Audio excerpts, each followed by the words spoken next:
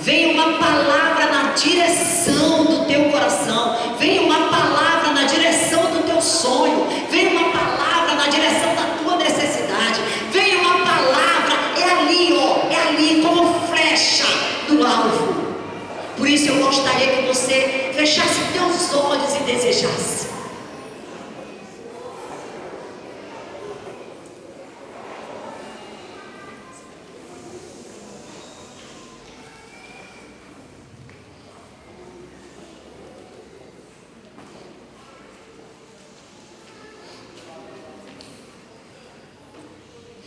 Senhor Jesus, humildemente nós pedimos que o Senhor tenha misericórdia das nossas vidas. Nós te pedimos, Senhor, fale conosco, nos mostre a sua bondade, nos mostre o seu afeto, o carinho que o Senhor tem por nós.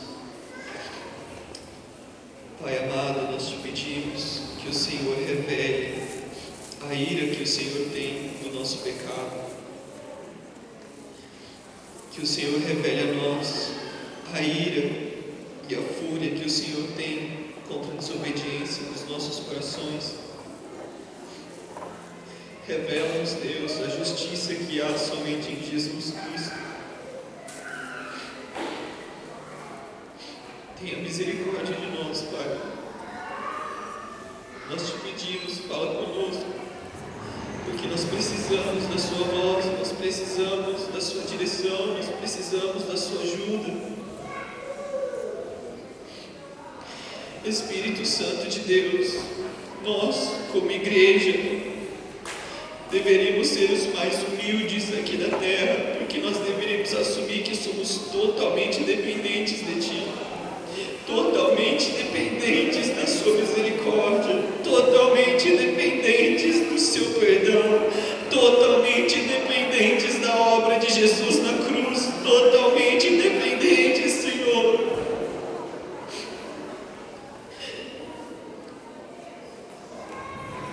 Humildemente nós te pedimos que o Senhor use esse jovem sem experiência, sem sabedoria, cheio de pecados.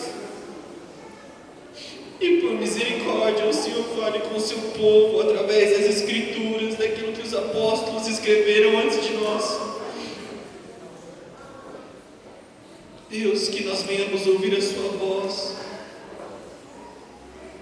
Que o Senhor, em nome de Jesus, tire todas as nossas opiniões, todas as nossas vontades, aquilo que nós pensamos, e que venha somente ouvirmos a voz do nosso Deus e do nosso Pai. Senhor Jesus, nós te agradecemos e nós acreditamos que o Senhor fará muito mais daquilo que nós podemos pedir ou imaginar em nossas mentes, porque o Senhor é bom, o Senhor é fiel, o Senhor é justo, o Senhor é paciente, o Senhor é amoroso, o Senhor é carinhoso, o Senhor é presente, o Senhor é bom, o Senhor é fiel, o Senhor é forte, o Senhor vive, o Senhor reina. Nós te amamos, Jesus, nós te desejamos, Jesus. Nenhum de nós um dia viu a sua face, mas nós a desejamos com toda a força do nosso ser. O grandioso dia onde nós iremos te ver nos olhos. Ninguém mais vai pregar sobre você, ninguém mais vai falar sobre você. Nós iremos te ver e nós te conheceremos como somos plenamente conhecidos. As profecias desaparecerão, porque aquilo que é perfeito vai chegar. Fala conosco, Pai. Deus, eu oro que todas as pessoas que vieram até aqui e que precisam de conforto, encontrem o conforto que existe na sua presença, no seu amor, no perdão que o Senhor oferece de maneira gratuita, Pai. E todos os meus irmãos e dos meus amigos que estão aqui, que precisam ser confrontados, que o Senhor os confronte. Nós queremos ouvir a sua voz, Pai. Nós te amamos. Em nome de Jesus. E toda a igreja diz: Amém. Se você gosta da pessoa que está do seu lado, dá um abraço nela, dá um cheiro, faz um carinho. Nossa, tem tanta gente que não está abraçando, você não gosta da pessoa que está do seu lado. Abraça a pessoa de trás, cumprimenta, fala, oi, te conheço. Fala seu nome.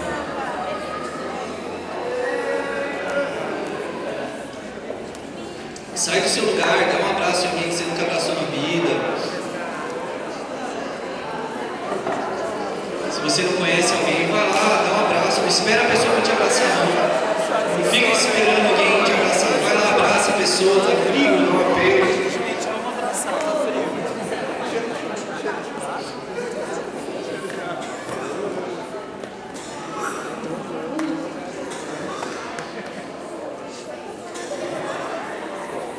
Depois que você abraçar um monte de gente, aí você pode sentar.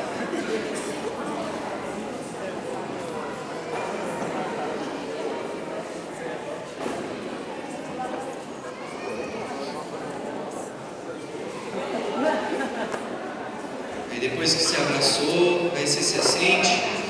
Vou pedir para você abrir um bloco de notas. Se você tiver, usa o seu celular, não tem problema. Se você for abrir o Instagram, Facebook, eu não vou saber. Se você tem caderno, caneta, quero que você coloque e abra sua Bíblia comigo no livro dos Atos dos Apóstolos. Nós vamos ler alguns versículos do capítulo 16. Capítulo 16. Vocês estão bem? Vocês estão bem, gente? Glória a Deus. Enquanto você vai abrindo, agora que eu lembrei, eu quero fazer um convite pessoal para vocês. Um convite pessoal. Eu sou filho de pastor, não lembro desde quando. Então, a família da minha mãe, a maior parte é de Manaus. A maior parte da família, por parte da minha mãe, é de Manaus. Grande parte também da família do meu pai do interior de São Paulo. Eu não tive o privilégio de conhecer os meus avós por parte de pai, isso é uma coisa que sempre me machucou muito. E não tive contato, mas no período quando eu era novinho, com os avós, com os pais da minha mãe. Mas a minha família quase sempre foi a igreja. Vou ser honesto, no começo não gostava de vocês, mas vocês também não gostavam de mim, então tudo bem, a culpa era minha, eu sei disso. Mas realmente, muitos de vocês eu considero como realmente minha família mesmo. Por meu pai estar sempre em igreja, sempre envolvido, sabe? Filho de pastor mesmo. Então muitos de vocês são como minha família, que eu não tenho. E eu quero convidar todos vocês que são aqui dessa casa, que eu considero como minha família, mesmo no corpo de Cristo, que isso é real, no meu casamento, no dia 14 de setembro, vai ser aqui na igreja. Quero chamar vocês. Vocês sabem de palmas aqui na Jéssica. Ela também tem essa humildade na vida dela. De verdade, vai ser uma honra se você puder estar aqui com a gente. Tá no meu casamento, vai ser aqui na igreja, no sábado, dia 14 de setembro, tá ok? Venha bem bonito, pode vir com vestido longo, vem, que a gente tá todo mundo se arrumando, tendo que alugar roupa, né? Às 18 horas, gente, 18 horas. E a gente vai fazer pontual, tá? Isso é uma coisa que vocês... Não vai ser casamento tipo, marcou às 6, vai às 8. Não, vai começar às 6 mesmo, ok? Se você não estiver aqui, não vai começar. Achou Atos 16? Atos, capítulo 16. Só queria fazer esse convite pessoal mesmo. Não quero tomar o seu tempo. Eu vou ser muito honesto com vocês. Eu quero que você olhe para mim com muito amor, muito carinho. Que você veja somente um jovem que realmente não sabe muito das coisas.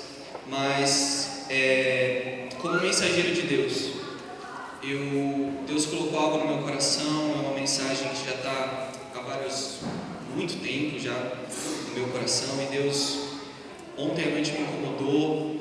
Eu já estava batalhando, já tinha uma mensagem totalmente pronta, mas Ele falou: olha, lembra aquela lá, eu quero que você ministre aquilo. Não é uma mensagem extremamente popular.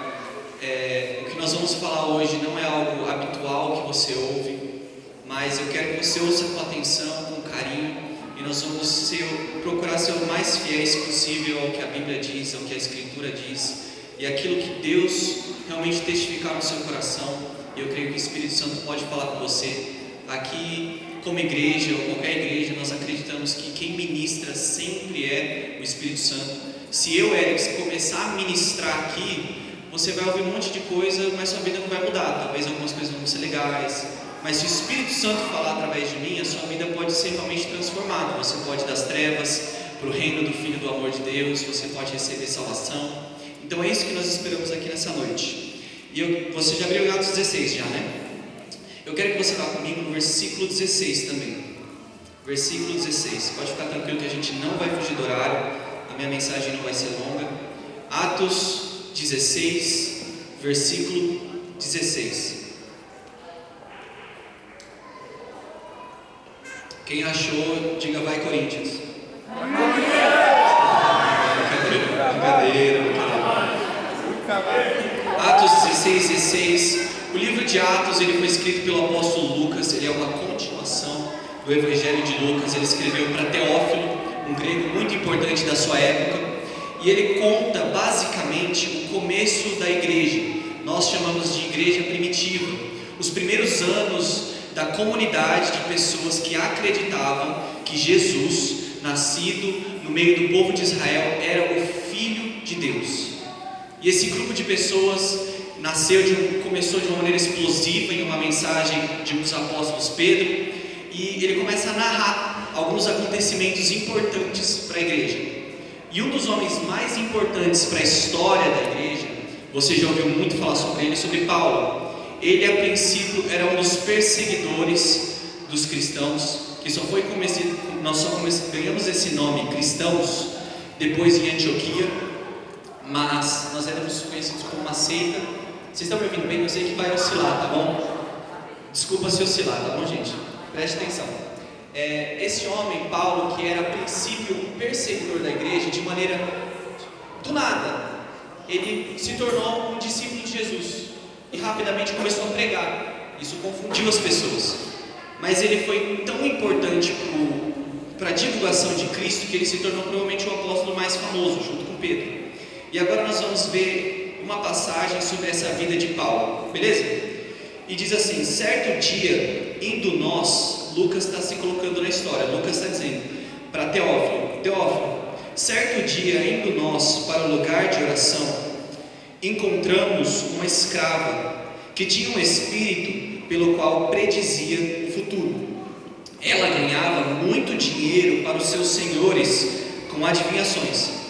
Essa moça seguia a Paulo e a nós, gritando: estes homens são servos do Deus Altíssimo e lhes anunciam o caminho da salvação. Ela continuou fazendo isso por muitos dias. Finalmente Paulo ficou indignado, ficou irado.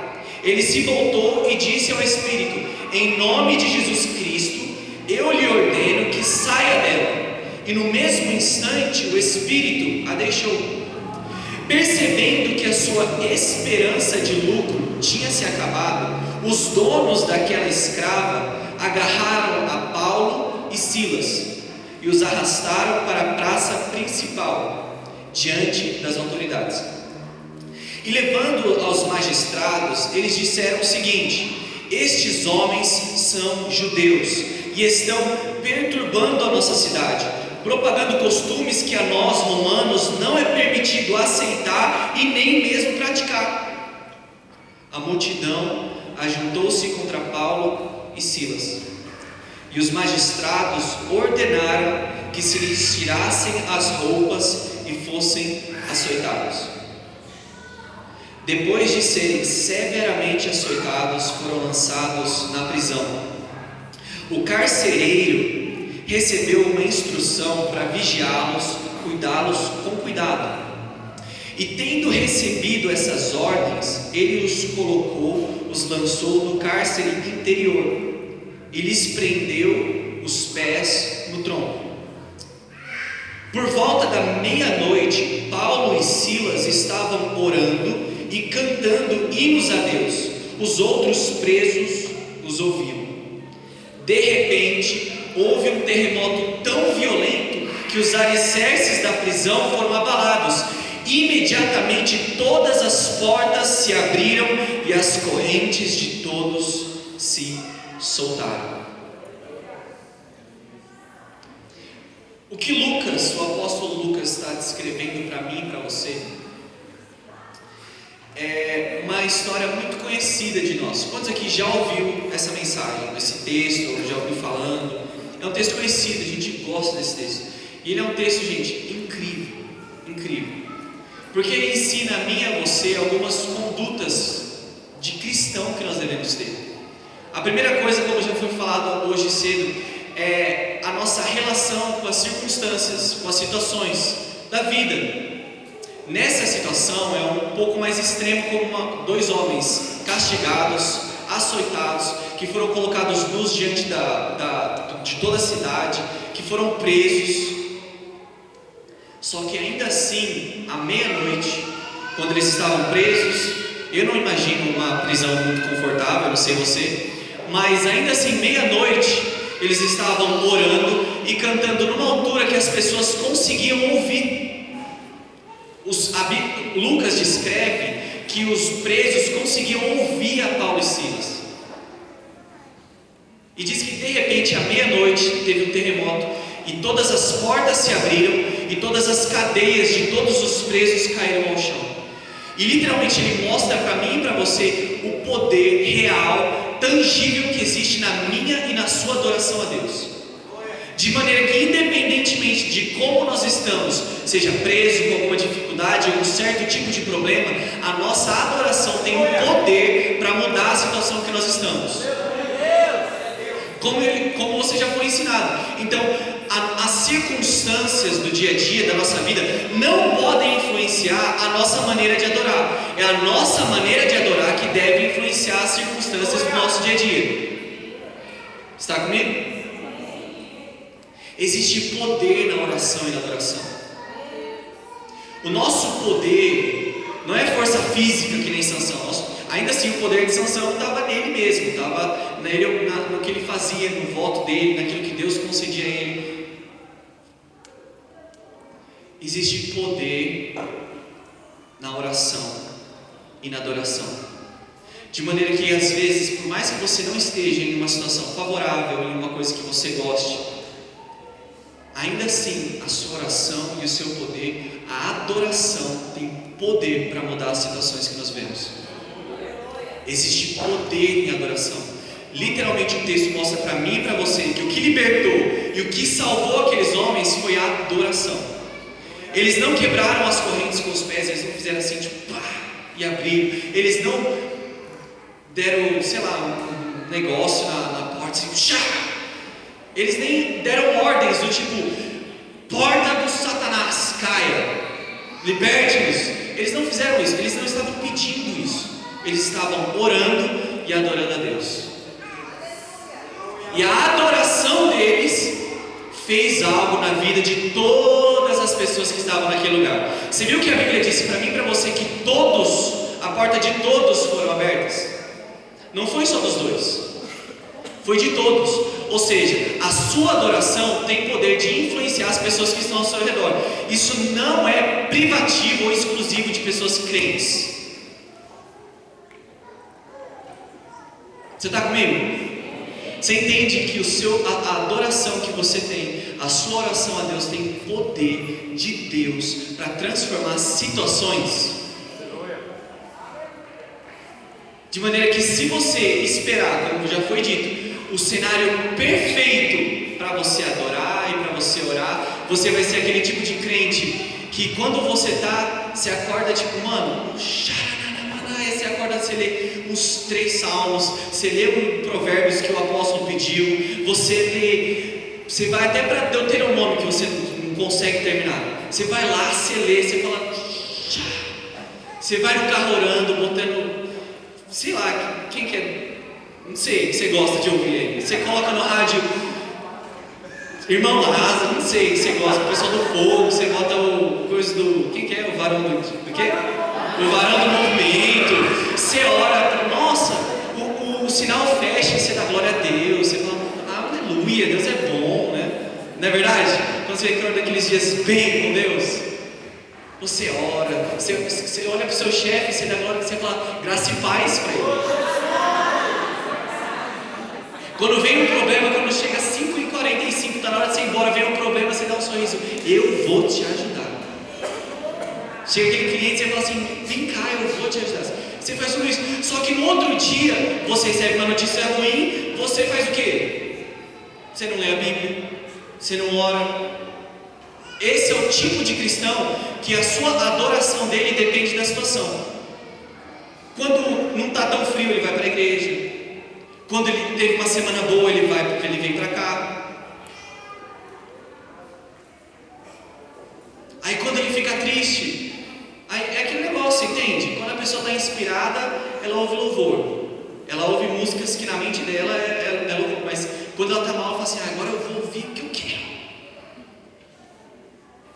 Você entende que literalmente o que eu estou falando é um cenário de uma pessoa que a adoração dela depende do humor dela, depende do humor do chefe, depende das situações. Só que a gente acabou de ver 2 homens que estavam presos, açoitados, porque eles simplesmente estavam cumprindo o nosso propósito. O motivo de nós nos reunirmos como igreja é a grande comissão que Jesus Cristo deixou para mim e para você, é que nós devemos ir por todos os lugares do mundo, pregando o Evangelho e fazendo discípulos de Jesus, batizando-os em nome do Pai, do Filho e do Espírito Santo e os ensinando a guardar tudo o que Jesus nos ensinou. E Ele vai estar conosco todos os dias da nossa vida. Essa é a nossa grande comissão, é isso que nós devemos fazer, e era isso que Paulo e Silas estavam fazendo. E eles foram presos por isso. Ou seja, eles estavam roubando, mas eles foram presos e ainda assim eles adoraram a Deus, porque a situação que eles estavam não estava influenciando a adoração deles, mas a oração e a adoração deles influenciou a situação deles. Vocês acreditam nisso? Que existe poder na nossa adoração para mudar as coisas? E você entende que literalmente as portas e as correntes de todos caíram ao chão por causa de 2 homens que estavam adorando e orando. Vocês creem nisso? Eu creio. E a gente gosta. Nós gostamos disso. As nossas canções falam dessa cena. Quem já viu aquele poder para cadeias quebrar, cadeias quebrar, cadeias quebrar? É ou não é verdade? E eu realmente creio. Só que, sendo honesto, e como eu disse, eu sou muito honesto quando eu prego, sendo muito honesto com vocês, esse texto, ele é quase fácil de você pregar. Vocês entendem? Como é quase assim, você tirar algo disso é quase fácil. Vocês entendem? Alguns escritos de Paulo, é quase como assim, você não precisa pregar. Ele já falou de uma maneira tão perfeita que não tem o que você acrescentar. Sendo honesto, esse é um tipo de texto que nós, pessoas que pregamos, ministramos, é quase um texto entre aspas, eu quero que você entenda, não estou falando que é tipo, é quase que fácil para você ministrar, essa primeira parte. Só que, o que realmente me chama a atenção, e o que me deixou por tempos, acho que foi do primeiro ano que eu estava fora, que eu fiquei, cara, pensando e refletindo, que me chamou a atenção não foi essa primeira parte do texto, porque essa era quase que automática fluir, mas o que realmente me prendeu a atenção foi o que acontece depois, porque você precisa criar um hábito de parar de ler os textos conhecidos e parar de ler.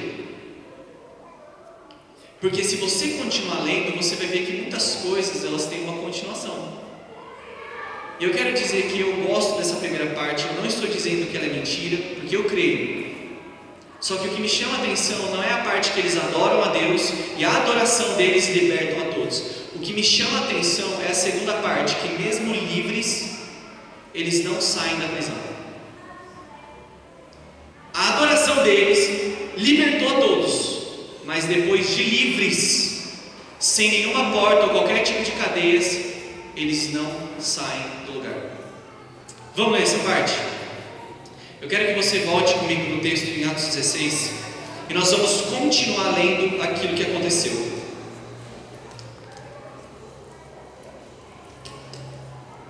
Porque o que me chamou a atenção não é essa primeira parte que eles estavam presos e a adoração quebrou cadeias e os libertou, mas é que mesmo livres, eles não saem da prisão. Eles não saíram da prisão. Olha só o que disse. Eu vou ler o último versículo que nós lemos. De repente, houve um terremoto tão violento que os alicerces da prisão foram abalados. Imediatamente todas as portas se abriram e as correntes de todos se soltaram. O carcereiro acordou e, vendo as portas abertas da prisão, desembainhou a sua espada para se matar, porque pensava que os presos tivessem fugido. Mas Paulo gritou: não faça isso, estamos todos aqui. Estamos todos aqui. Se você gosta de colocar um título para a nossa mensagem, eu quero que você escreva propósito ou problema. Nós vamos falar sobre propósito ou problema. E basicamente eu quero fazer uma pergunta para você e se o que eu e você nós chamamos de problema, Paulo e Silas chamassem de propósito? E se o que eu e você vemos como um problema, todos nós concordando que ser preso é um problema, e se o que eu e você nós chamamos de problema, Paulo e Silas chamavam de propósito? E se? Você já fez algumas perguntas e se que às vezes dá medo dentro de você? Sabe aquela incerteza que você fala, nossa, e se tal coisa acontecer? Deixa eu te perguntar, e se o que eu e você nós vemos como uma coisa ruim, Paulo e Silas eles viam como uma coisa necessária para eles? Porque eu literalmente estou falando para vocês que eles foram presos de maneira injusta. Até se você continuar o texto, você vai ver que Paulo fica muito cabreiro, porque ele fala assim, eu sou romano e não fizeram nenhum tipo de teste, não me deram voz, eu já fui preso, e agora você vai ver isso na continuação do texto. Eles foram presos de maneira injusta, e a adoração deles libertou eles, só que eles não saem da prisão.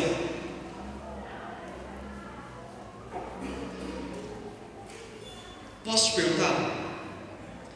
Qual é a velocidade que você vê as coisas na sua vida e você fala, deu ruim? Qual é a velocidade que você tem para dizer que uma situação da sua vida deu errado? Eu não sei você, eu sou emotivo, tá bom? Eu sou emotivo. Um dos filmes que eu mais chorei na minha vida foi Detona Ralph. O primeiro, o segundo, mais ou menos. Eu sou uma pessoa emotiva. Obrigado, isso que eu gosto de família. Como é que chora, gente? Meu Deus. Quem assistiu Detona Ralph? Rapidinho, né? Detona Ralph. Gente, a cena no final que ele repete a frase do juramento. Gente, caindo, salvando todo mundo. Eu sou uma pessoa emotiva. Então, eu posso ser muito honesto, eu me frustro muito rápido. Às vezes, sei lá, qualquer coisa acaba com o meu clima e eu quero dizer que aquele dia já é uma derrota. Quem está comigo? Que é mais ou menos assim, que qualquer coisa me deixa triste, qualquer coisa me deixa mal, e é muito rápido para mim falar, olha, nossa, não vai dar certo. Tem pessoas que são piores que eu, e eu não vou apontar o dedo, porque no casamento isso não é saudável, né? Mas você entende? Nem foi indireta, tá, gente? Eu quero te perguntar, com que velocidade você fala nas coisas na sua vida? Isso aqui é um problema.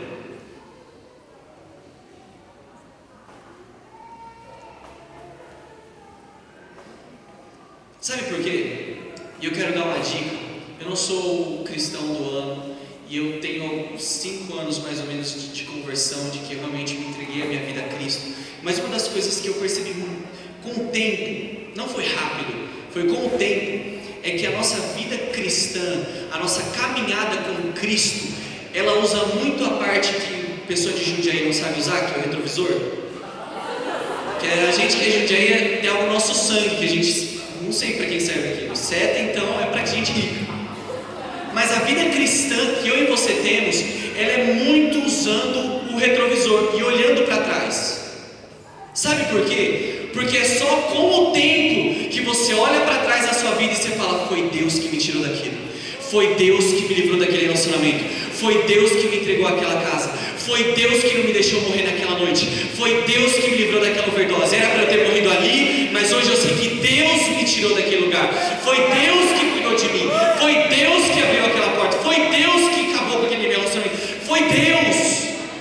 Mas a gente só consegue falar que foi Deus depois de olhando para trás, porque esse é o nosso problema. A gente muito rápido pega coisas e coloca como obstáculo para a gente vir e servir a igreja, um obstáculo muito rápido para você ser fiel a Deus, os seus dízimos, ser fiel a Deus cuidando das pessoas da sua casa, obstáculos muito rápido.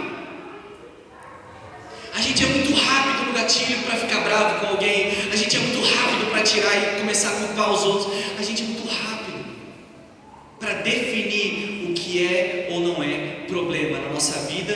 E alguns de vocês são piores e ficam botando o dedo no outro, na vida do outro, para falar o que é problema na vida do outro. Porque e se o que eu e você nós falamos que era um problema na vida de Paulo e Silas, como eles estarem presos, eles enxergavam como parte do propósito de Deus para a vida deles? Porque eu não sei você, eles não estavam reclamando, eles não estavam bravos ou revoltados com Deus. E posso ser muito honesto, como um crente que eu sou honesto, eu não sei se eu conseguiria fazer a mesma coisa. Tem momentos onde o próprio Espírito Santo nos ajuda, mas não é que a gente gosta de ficar bravo com Deus. Pô, Deus, eu entreguei meu dízimo, eu estou indo para o culto, eu fui na cela, meu Deus, eu varria 1/3 da calçada do meu vizinho que eu não precisava, Deus. Deus, eu já suporto meu chefe todos os dias, meu Deus, Pai, vem. Deus, mas eu não fiz nada de errado essa semana, eu jurei que eu não ia fazer isso, eu não fiz, Pai, eu prometi ao Senhor que eu não ia fazer. Paulo e Silas, eles estavam pregando o Evangelho, e eles não fizeram nada a não ser libertar a vida de uma mulher, mas ainda assim eles foram presos. Mas eles não estavam reclamando para Deus. Isso, cara, me deixou louco, porque eu vi quantas vezes eu mesmo na minha vida, eu sou tão rápido para ver alguma coisa e fazer o que a gente sabe fazer de melhor.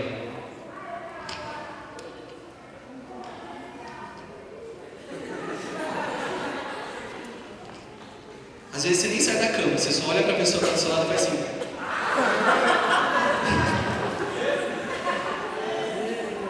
Mas, cara, Paulo e Silas, presos, estavam adorando a Deus, porque eles não talvez viam aquilo como eu e você nós vemos, como um problema, mas eles viam como parte do propósito de Deus para a vida deles. Posso falar uma coisa que Cristo nos ensinou? Cristo falou assim: todos que quiserem viver uma vida de abnegação em meu nome serão perseguidos. Ele disse: todos que quiserem viver uma vida caridosa em meu nome serão perseguidos. Ele disse que vocês tenham por motivo de alegria, por passarem por muitas provações, porque é nas provações que nós ganhamos experiência, perseverança. Não é o tipo de coisa que você ouve todo dia, mas eles estavam presos e aquilo não era um problema, era parte do propósito de Deus para a vida deles. E agora sim eu vou virar. Eu ia fazer um negócio, mas é de filme, não sei se você já assistiu. Mas agora eu quero virar um pouquinho a mesa e levar isso para o seu contexto. Eu quero te perguntar: quantas coisas hoje você vive orando e orando, mas reclamando a Deus, que a gente gosta de pegar a murmuração e fingir que é oração, porque a gente fala em nome de Jesus, amém no final. Mas a nossa oração é uma murmuração, reclamando quantas coisas você não tem orado hoje como um problema, e você pede para Deus tirar da sua vida, para Deus tirar isso da sua vida, e Deus está falando, é parte do meu propósito para a sua vida, é o que eu quero para você, ainda que doa hoje, eu sei o que isso vai fazer no futuro, eu sei o que eu quero fazer com isso, e nós ficamos pedindo para Deus, tira, me livra disso, esse encosto, essa praga, esse Satanás. E Deus está falando, é parte do meu propósito para você.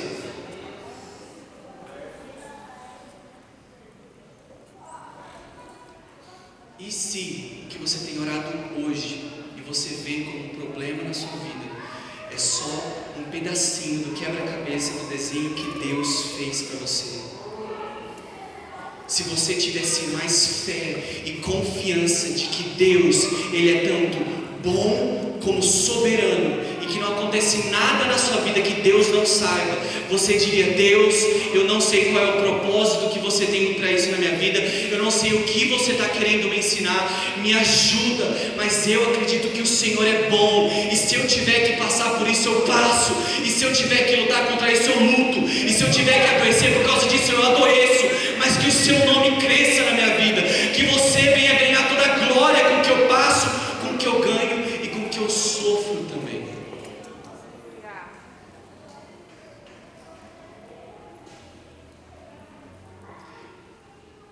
Você ainda está comigo?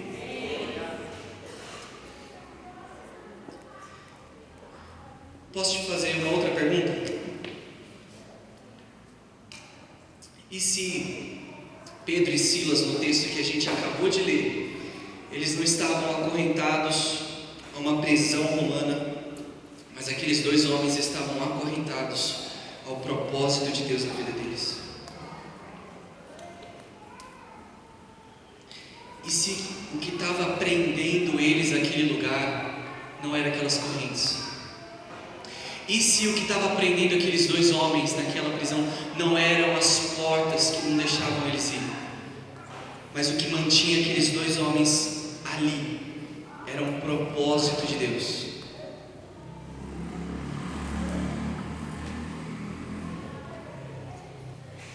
Posso te falar uma coisa? Quando aquelas cadeias, aquelas correntes caíram no chão, e quando aquelas portas se abriram, foi o necessário para provar que o que estava mantendo aqueles dois homens ali dentro não foi as correntes e as portas.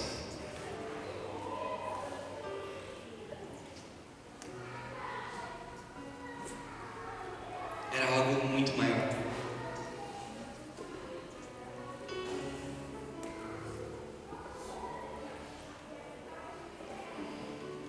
Posso, com muito respeito, deixar o Espírito Santo dar um soco na sua barriga? Pai, corrige. Eu não quero errar no texto, mas eu creio que é em Hebreus que o escritor vai ensinar que pai só corrige aquele que é filho. E se Deus não está te corrigindo, é porque você não é filho. Deus não vai corrigir um filho que não é dele.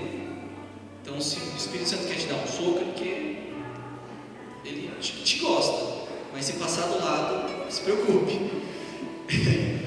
Quem aqui é crente há muito tempo? Muito tempo, sim. É ou não é que às vezes você fica preocupado quando Deus não está puxando sua orelha? Você fala, nossa, você fica até estranho, né?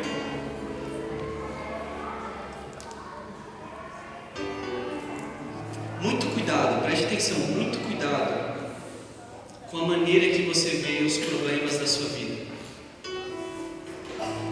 Porque às vezes você vai ganhar coisas que você diria que é bênção, mas na verdade não foi Deus que te deu.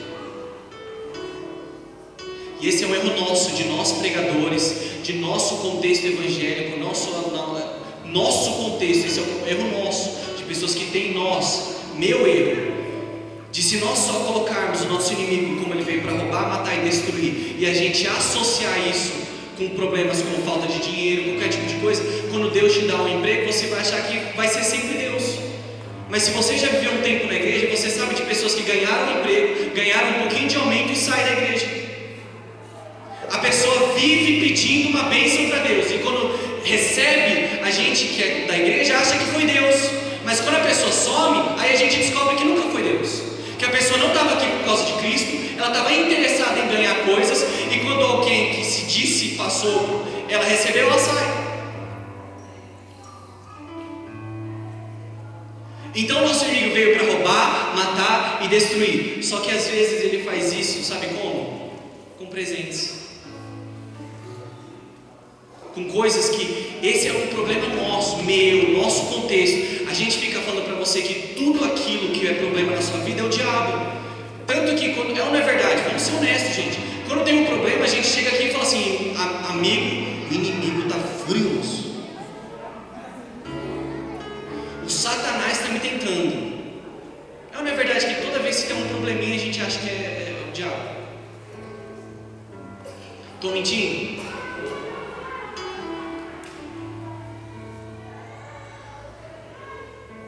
Posso te falar uma coisa? Pare de ficar dando créditos ao diabo por algumas coisas que é o próprio Deus fazendo na sua vida, trabalhando no seu caráter, te ensinando a depender dele, te ensinando a ser fiel a ele, porque muitas vezes Deus está querendo te ensinar a você se amar e amar ao próximo como o Senhor Cristo te amou, e tudo que você quer pedir a Deus é um noivo, é uma namorada, é um casamento, você está desesperadamente pedindo por alguém, e Deus está falando: cara, eu quero te ensinar a me amar, a ser completo em mim, e você fica pedindo outra pessoa. Às vezes tudo que você sabe orar é: Deus, me dá mais dinheiro, e Deus está falando: cara, eu quero te ensinar a administrar bem um pouquinho que você tem, eu quero te ensinar a cortar custos, eu quero te ensinar que você não precisa de TV a cabo com a TV que você tem, eu quero te ensinar a cuidar de dinheiro, e você fica me pedindo mais. Deus, eu quero ministério, Deus, eu quero plataforma, e Deus, eu quero te ensinar secreto, eu quero te ensinar oração, eu quero te ensinar intimidade, e você me pede mais. Quando a nossa recompensa deveria sermos conhecidos por Ele, pelo simples fato de Deus saber que eu existo, a minha vida vale a pena, porque o meu Criador me quis, porque Ele me conhece. E o fato de Deus se importar com algo tão pequeno como eu, o que mais nós precisamos, o que mais a gente precisa, que Cristo já nos deu naquela cruz, o perdão que nós não merecíamos, o amor que nós não deveríamos ser alvo, Ele nos deu no Filho dele, sangrando naquela cruz, e Ele não fez nada além de obedecer ao Pai, a nos libertar dos espíritos que nós tínhamos, e Ele foi colocado em uma cruz, morto entre os pecadores, para nos libertar. Você acha que eram aqueles escravos que prendiam Jesus na cruz? Você acha que eram os romanos que mantinham Ele lá?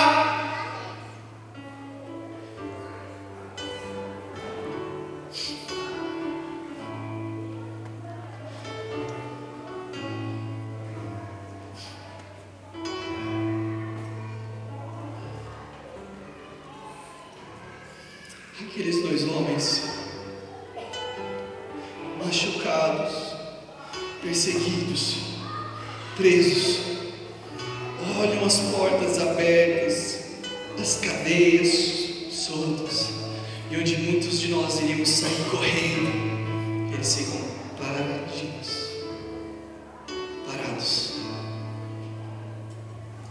Posso te falar?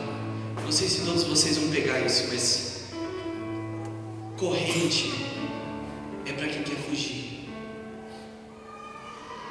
Não sei se você vai entender isso, mas corrente é para quem quer fugir. Corrente é para quem quer sair correndo.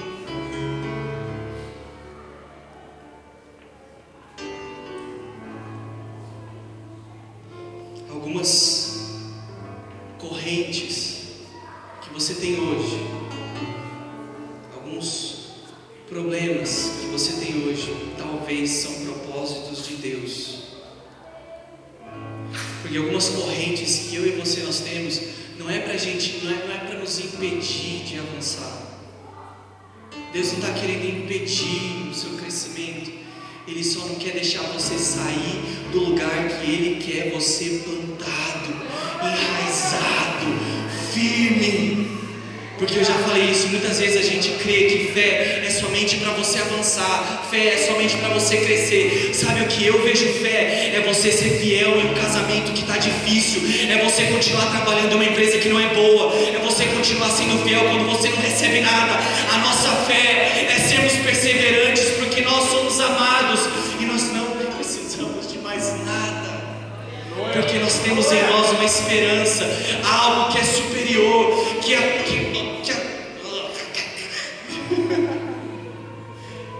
que o negócio do aço lá não corrói, e os ladrões não roubam. A nossa esperança é algo maior.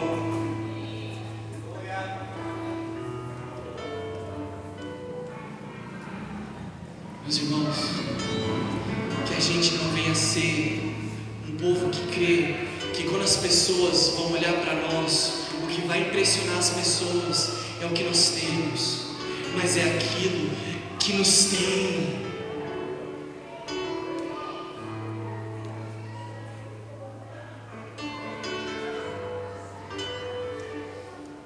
Eu quero terminar de contar finalmente a história que a gente está acompanhando. Primeiro nós pensamos que era sobre correntes, que era sobre o nosso inimigo, que era sobre Roma, que era sobre as prisões. Mas depois que eles foram libertos, a gente viu que tinha algo mais importante, algo maior. E eu quero continuar lendo para vocês o texto. O carcereiro acordou e, vendo as portas abertas da prisão, ele desembainhou a sua espada para se matar, porque pensava que os presos tivessem fugido. Mas Paulo gritou: não faça isso, estamos todos aqui. O carcereiro, ele pediu luz e ele entrou correndo, trêmulo. Ele se prostrou diante de Paulo e Silas, então levou-os para fora e perguntou: senhores, o que eu devo fazer para ser salvo? E eles responderam: creia no Senhor Jesus e serão salvos você e os da sua casa. E pregaram a palavra de Deus a eles e todos os da sua casa.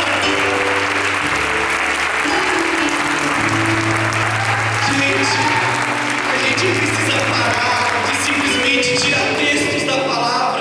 A gente ama esse versículo: crê no Senhor Jesus e será salvo tu e a tua casa.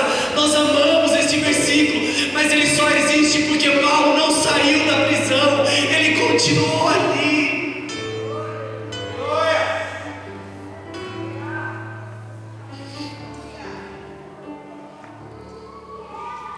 De repente entra e volta uma pessoa que eu e você, nós não gostávamos no começo da história: o carcereiro. A gente leu tão rápido que a gente não viu que o homem recebeu uma direção de cuidar deles, o carcereiro. E a gente ficou em Paulo e Silas, e o que está acontecendo? Só que de repente a gente vê quem é importante nessa história também.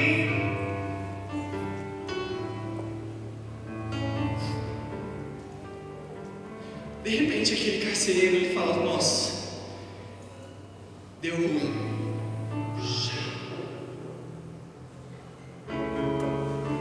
Quando ele viu as portas abertas, ele falou: nossa, quem é que nunca passou por isso, fique quieto, mas se você já passou por isso, dá um amém. Meu chefe vai me matar. Ele só fez assim: meu chefe vai me matar. Tirou a espada. Só que de repente, lá de dentro, Paulo fala assim: não faz isso, nós estamos aqui. Ele vai desesperado: como assim? Como assim? Ele se ajoelha, ele traz para fora e fala assim: o que eu preciso para ser salvo? O que eu tenho que fazer? O que eu preciso fazer para ser salvo? Eles olham para ele. Sabe o que a gente ia fazer talvez? Agora! né? Me prendeu, né? Danado. Agora, filho. Não é verdade que às vezes a gente quer dar a volta por cima. Quando aquela pessoa que nos maltratou, tudo que a gente queria era uma oportunidade para mostrar para ela, é ou não é? Posso ser honesto, eu pequei essa semana, posso confessar, eu pequei essa semana. Eu estava procurando carro junto com a minha noiva, entrei numa loja não vou entregar, mas era uma loja meio chique, eu vi um carro que eu gostei, eu só queria perguntar, eu estava normal, era uma casa chique. Eu entrei, os vendedores todos me viram, ninguém veio falar comigo. Aí veio um senhor mais bonito, arrumado e tal, tipo assim, deu pra ver, ele chegou no Jeep também, aí ele entrou no carro, e entrou tipo, os vendedores foram falar com ele. Posso falar, eu fiquei revoltado. E eu pequei no carro, eu falei, nossa, um dia eu quero ter pra voltar aqui e vir todo esculhambado e falar assim, eu quero isso aqui. Mas essa não é uma atitude cristã, isso não deve ser o nosso hábito, isso não deve ser mais a nossa verdade. Quando as pessoas nos batem, a gente devolve amor. Quando as pessoas nos xingam, a gente fala, eu te amo. Esse é o nosso novo, é a nossa nova realidade, é o amor de Cristo em nós. Que quando perseguido, não disse uma só palavra, como uma ovelha muda, ele foi caminhando para ser sacrificado por nós.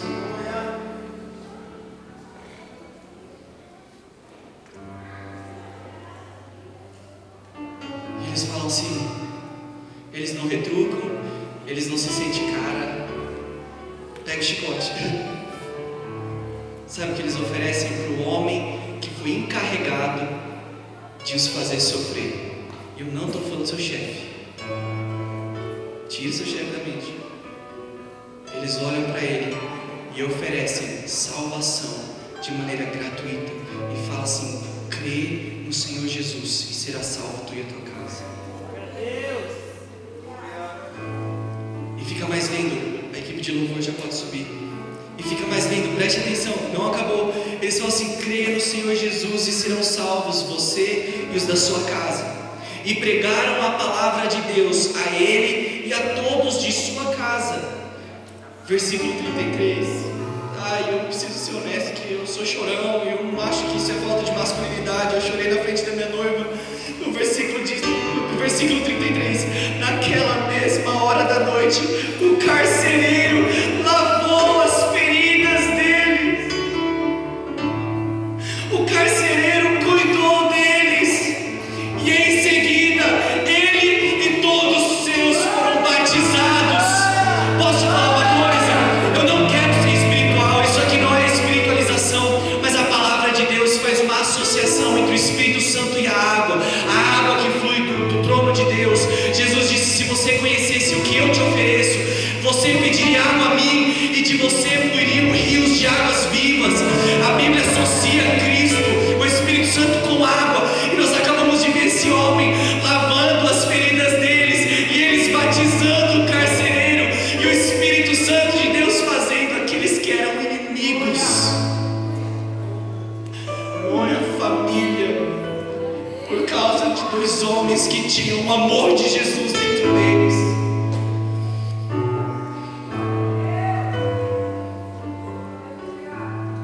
Que eu não quero nem ler o próximo versículo, mas depois de batizar o carcereiro e a família dele, eles jantaram juntos.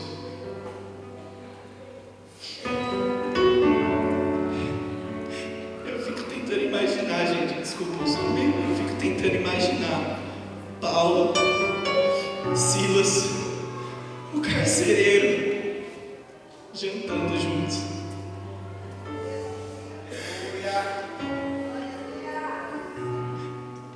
Eu fico imaginando o carcereiro colocando a mão nos vergões, no sangue. Eu imagino a água e o Espírito Santo cuidando de Paulo e Silas.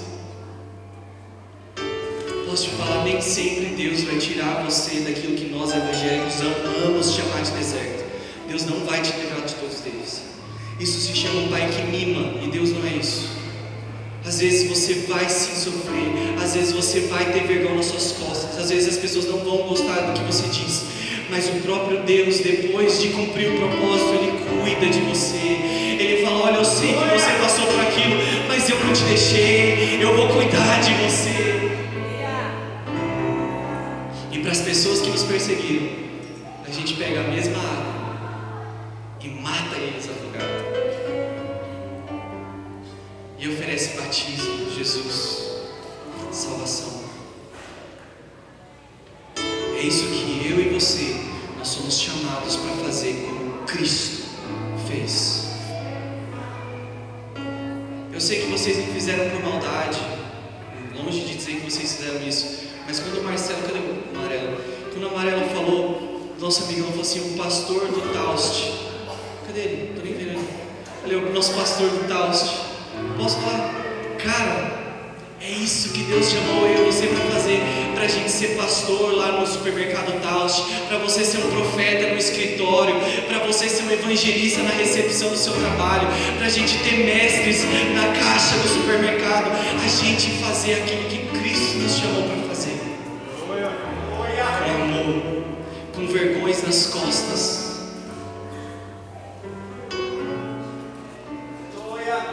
Porque muito cuidado de algumas promoções que a gente pensa que é Deus, mas às vezes não é. O que Deus tem para nós é um pouquinho de ensino. Mas se você crê em Deus, você acreditar nele, um dia você vai ver propósito para tudo que você está passando na sua vida hoje, para tudo que você vai passar na sua vida depois. Seja uma morte, pessoas aqui dentro já passaram por abortos, por separação, por divórcio, por falta de emprego, por falta de dinheiro, por falta de casa. Pessoas aqui já sofreram doenças, pessoas perderam entes queridos, pessoas do nosso meio morreram. Mas nós estamos aqui porque nós cremos que um dia toda lágrima vai ser enxugada, toda dor vai ser curada, e o pecado que nos assola todo dia será de uma vez exterminado, e nós seremos um com o nosso Deus. Se coloque de pé.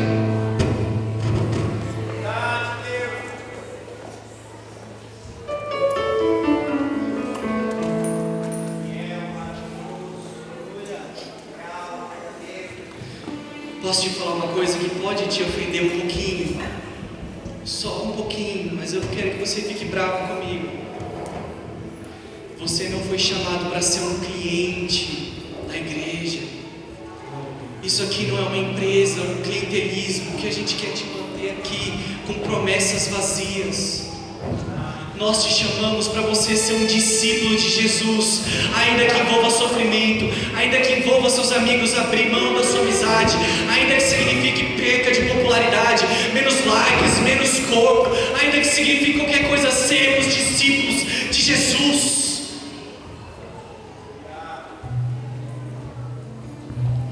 Um pouquinho mais de confiança nele. Você foi chamado para isso. É um texto que eu amo de paixão. E se é um pecado você gostar de um versículo da Bíblia mais do que os outros, eu sou desse pecado.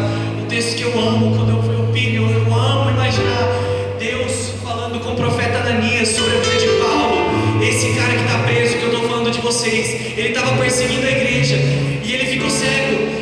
E sabe o que Deus falou sobre a vida de Paulo para Ananias, que estava com medo de falar com ele? Ele falou assim: Ananias, eu quero mostrar para esse homem quanto que importa que ele sofra pelo meu nome. E o nosso Deus é bom, e o nosso Deus é amor, e o nosso Deus é justo, e Ele é fiel. Nós não somos clientes de Deus, de que quando Ele nos dá uma coisa que a gente não pediu, a gente processa Ele e pede de volta.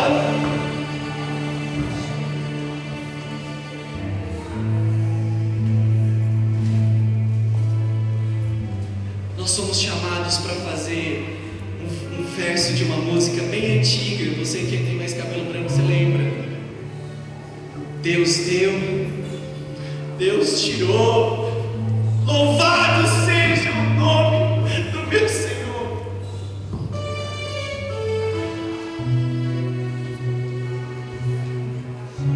Quero que você feche seus olhos e nós vamos adorar alguns minutos. Mas eu peço por favor que você ore. A beleza do Evangelho é que não existe traição entre você e Deus, a não ser de um só homem, Jesus. Então eu simplesmente entreguei um pouquinho do que eu creio que Deus queria falar com você. Eu não sou Deus, eu sou Eric Zabilho, 23 anos. Eu sou eu, mas o que você ouviu hoje pode ser o próprio Deus, aquele que te fez, que te colocou aqui e que te ama o suficiente para dizer que você precisa se render a Ele. Que você ore agora. Se você quiser vir até aqui à frente, você pode. Se você quiser se ajoelhar